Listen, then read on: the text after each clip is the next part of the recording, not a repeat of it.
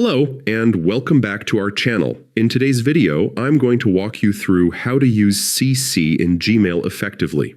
If you've ever sent an email and wanted to include more than just the main recipient, this is where CC comes in handy. By the end of this guide, you'll know exactly how to send emails using CC so you can communicate more clearly and professionally. Let's get started. First, open your preferred web browser and log into your Gmail account. Once you're signed in, you'll land on your Gmail dashboard where all of your messages are displayed. To begin composing a new message, click the Compose button in the upper left corner of the screen.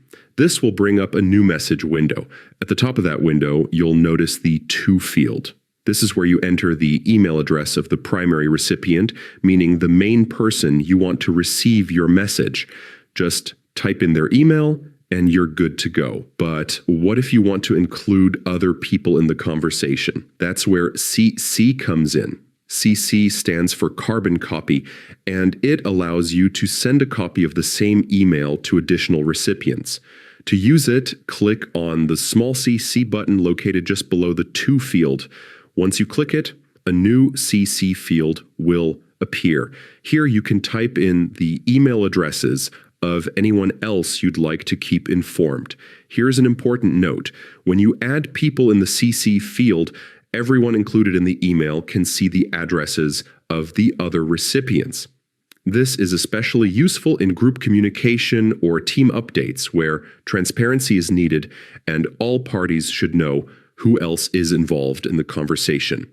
Next, let's move on to writing your email. Start by crafting a clear and relevant subject line. This helps your recipients quickly understand what your message is about. Then, in the body of the email, write your content. Try to keep it professional, clear, and to the point. Whether it's a project update, a follow-up, or an announcement, good email structure makes your message easier to read. Before you click send, take a moment to proofread.